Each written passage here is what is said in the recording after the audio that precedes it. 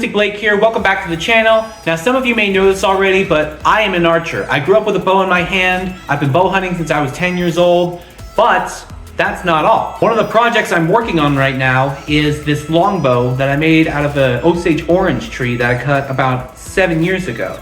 As you can see, it's not exactly finished. I've still got a lot to do on it, but I know some of you out there are probably wanting to get into bow building yourselves, but you don't have access to the right materials, or I should say the right trees to build your bows out of. So in this video, I'm going to show you guys how to take this red oak board and turn it into a bow. It's convenient, it's simple, and it costs less than 20 bucks to make.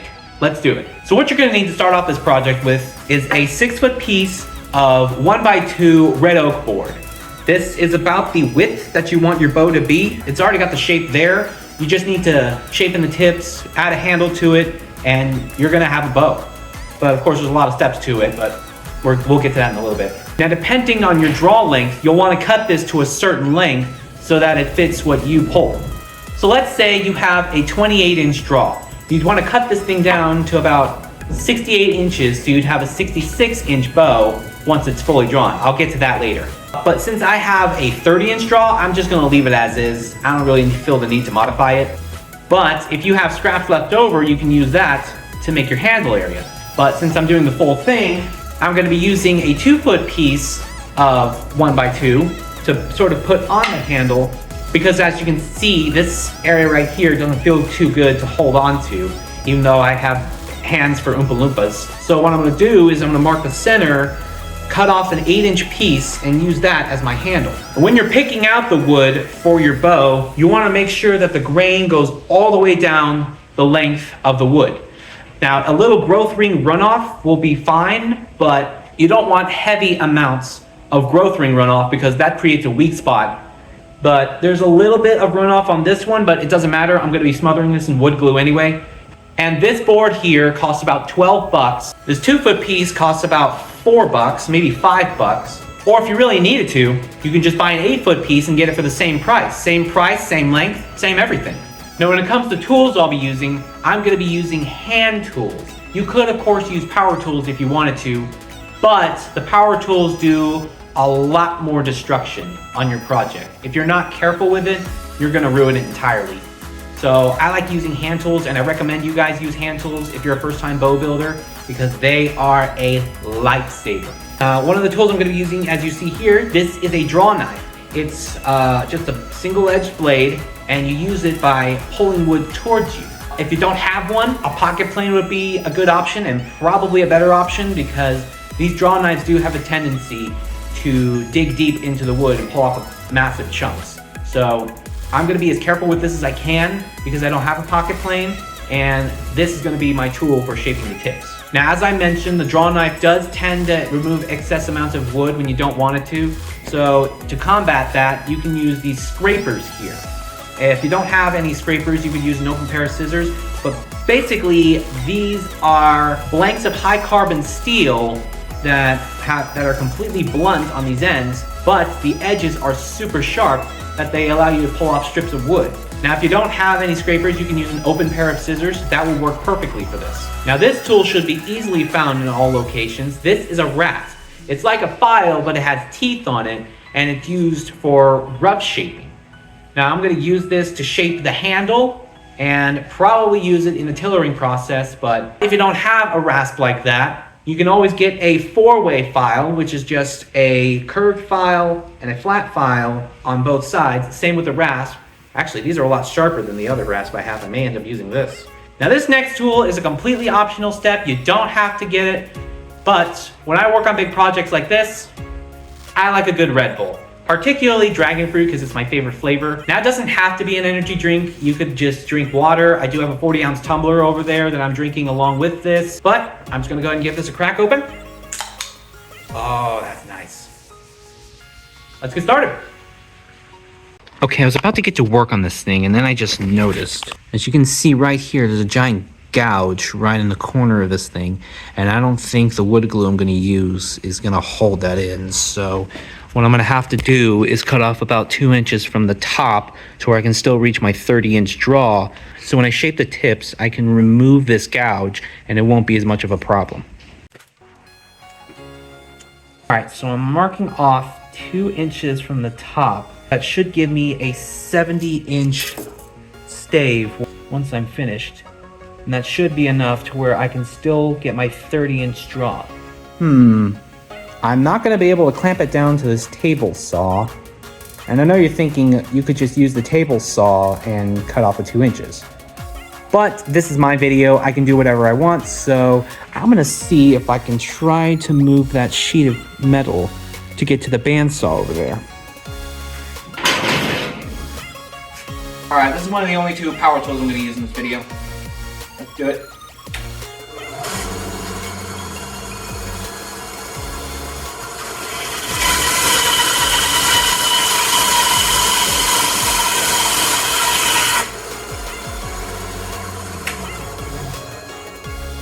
All right, perfect. Now, as I was mentioning earlier, you could cut the wood to your desired length, depending on your draw length. Basically, you take your height, divide it by 2.5, and that should be your draw length.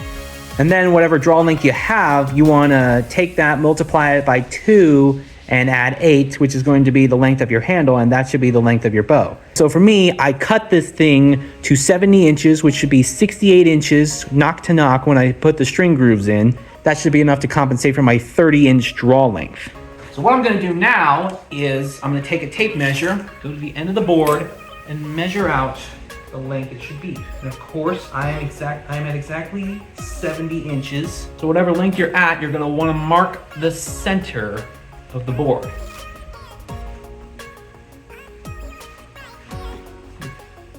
Sorry that you can't see me marking it. I am left-handed after all, but I shoot a right-handed bow, oddly enough. And then you're gonna wanna mark 4 inches from the top of that, and then 4 inches below that. Well, you know what? I marked that on the wrong side, because this is gonna be the back of the bow, where the side of that faces away from me. You wanna mark it on the other side. Whoops. Oh well, doesn't matter. I still gotta cut this piece down anyway. Anyway, that whole handle area is gonna mark off 8 inches, which is the exact length we're gonna make this handle section out of. Go ahead and mark that. A little tip is when you are cutting something like this, you wanna cut in front of this line so you can have the exact measurements that you're going for. It's a little step I learned in my 1 semester of college.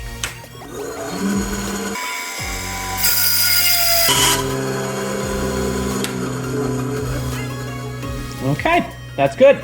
And now that the area is properly marked out on the right side of the bow, you can see that this 8-inch section here will be the handle or the riser of the bow, where I will be gripping it when you go to shoot it. Now what I'm gonna do next is take some very light grit sandpaper, and I'm going to rough up both sides, so when I go to put wood glue on this thing, it'll hold.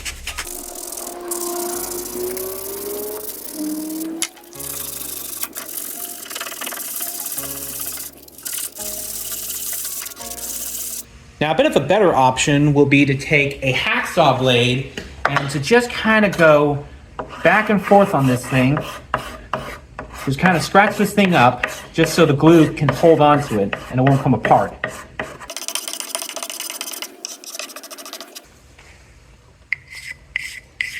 Just go ahead and do the same thing to this piece right here. All right, now that the sides are roughed up, I'm gonna take some wood glue here and I'm gonna just smear it on both sides. And then I'm gonna take these clamps here and press them both together, making sure to stay even with the lines.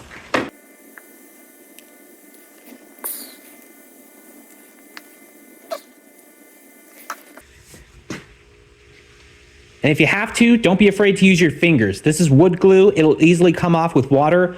Unlike epoxy or super glue, I would not do that to either one. This is the only glue I would ever use my fingers on. All right, now as quickly as I can, I'm gonna go ahead and smother these two together. All right, now I'm gonna do this over here because this is gonna make a huge mess. and clamping this together. Try to get them as even as you can. Once the glue sets, there's no do-overs.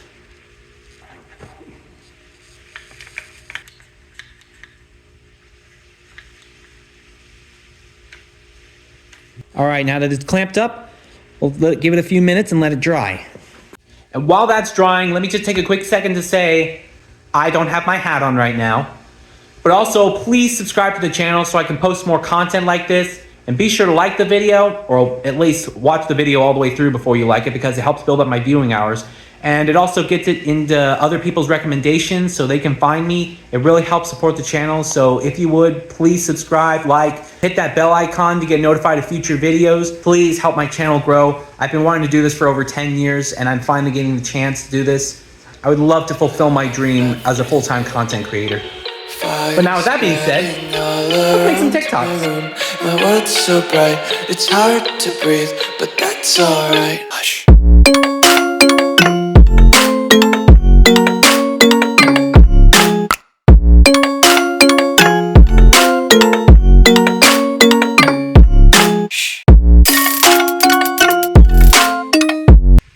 Alright, that glue's still kind of wet after a half hour. Let's make some more TikToks.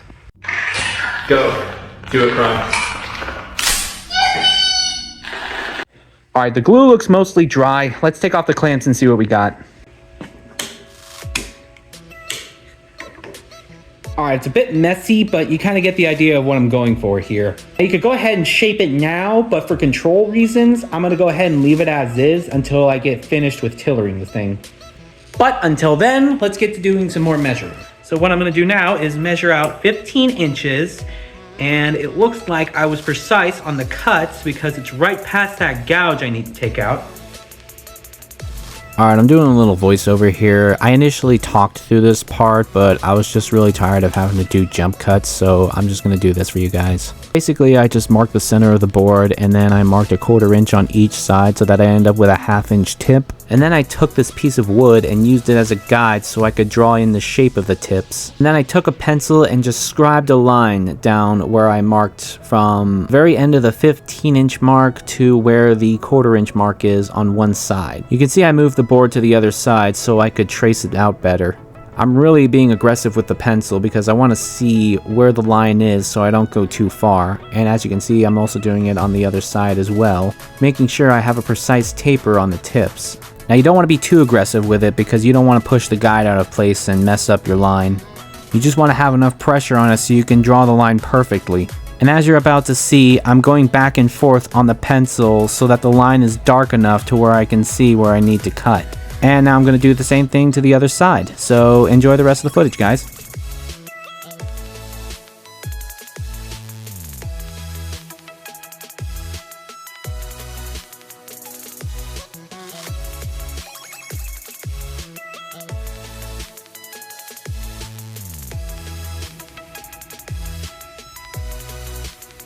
Alright, as you can see, I put it in a vise there, and it's clamped with a piece of leather so I don't ruin the wood. But what I'm going to do now is I'm going to take my draw knife and just shave the tips down to where they need to be the proper shape. And once those tips are done, I'm going to flip it around, do it to the other side, and then I'm going to back it. Explanation later. Now, as slowly as I can, I'm going to very carefully take the draw knife and just start shaving wood down the tips, going as lightly as I can. And the reason for that is because this wood does not follow any sort of grain. I want to take off as light of shavings as possible to make sure it doesn't go too deep. Like I said, a pocket plane might be a better option for this. A draw knife will work though, just gotta be real careful with it. And make sure you don't go too deep and go into the tip, so then the bow will be entirely ruined.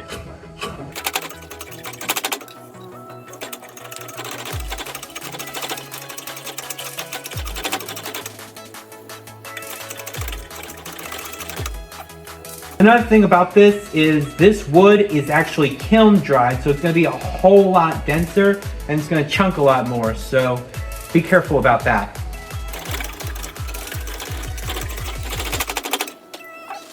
All right, I'm gonna stop there with the draw knife because I don't want to go too deep. So what I'm gonna do now is take this rasp and just smooth it out and get it cleaned up. Yeah, I had to cut this part out because when I was rasping at it, I kept getting in the way and you guys would not be able to see the progress I was making. So instead, I'm just going to skip ahead to where I do it on the other side.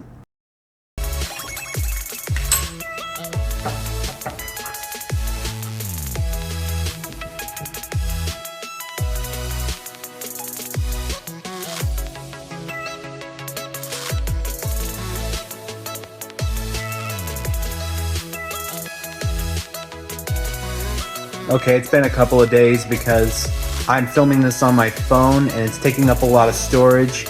So hopefully by the time this project's done, I'll probably have a better phone. But anyway, I want to show this real quick. So I got this bow clamped up in the vise, and what you can barely see is there's about 1/4 of an inch drawn on this limb, and I am going to be taking this down so that it's flexible, because at its state, it's not very flexible, and I want to get to tailoring on this thing. So what I'm going to do with this is I'm going to take my draw knife and just real quickly give it a nice little... There we go. And that took it down quite a bit. All right, I flipped it over. Let's do the same thing. I suffer from short-term memory loss. There we go. All right, I just checked it and it's still pretty stiff, so let me just do one more pass of this. There we go. Now let's test the flexibility.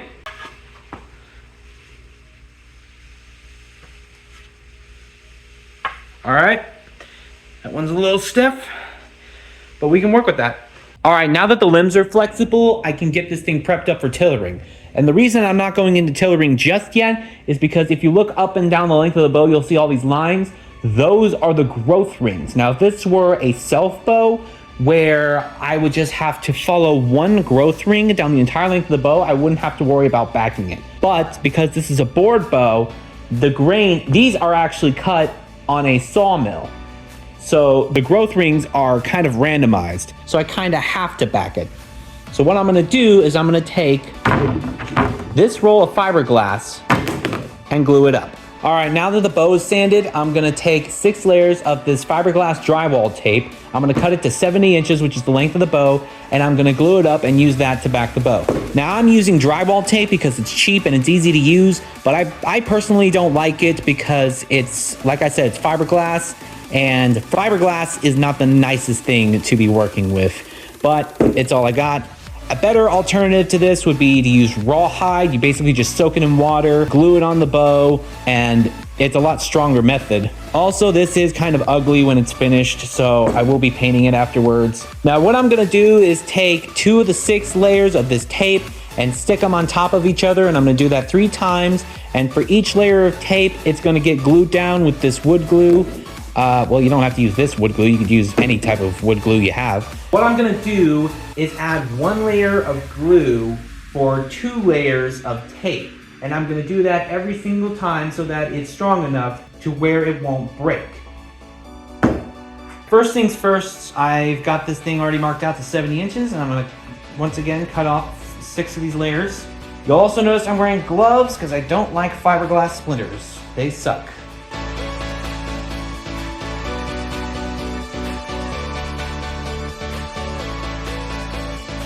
I decided not to film this part because I was struggling with it, but you can clearly see the strips that I laid out. I know it looks like 3 layers, but there's actually 2 on top of each other, so it's 6 layers. Now what I'm gonna do is glue the back of the bow, and then I'm gonna place 1 layer on top, and then glue that, and repeat the process over and over.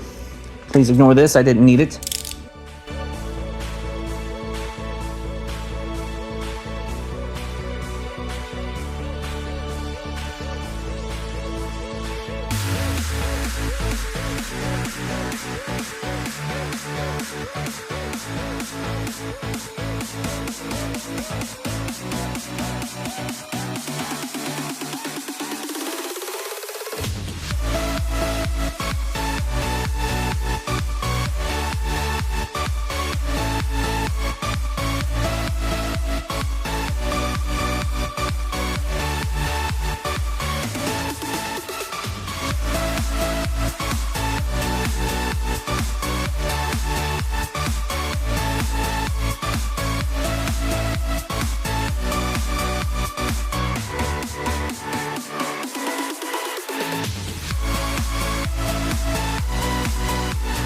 Alright, it's the next day, and unfortunately, this thing has turned into a complete disaster. You can see in there, there's a bunch of spots where the tape did not flatten out, and it just bubbled up for some reason. I don't know why.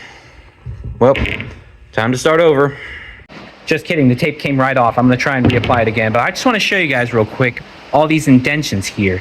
That is where the tape was making contact with the board. These bald spots here show that the tape was actually lifting up when I was applying it. So what that has me guessing is that the tape was just covered in too much dirt and just wouldn't be effective. So I went to work and I bought a fresh thing of tape and some wood glue. Now I'm gonna take these and reapply it to the back of the bow. And I may actually scrape off these indentions. I don't see anything wrong with it, but just for the sake of safety, I'm gonna scrape it off.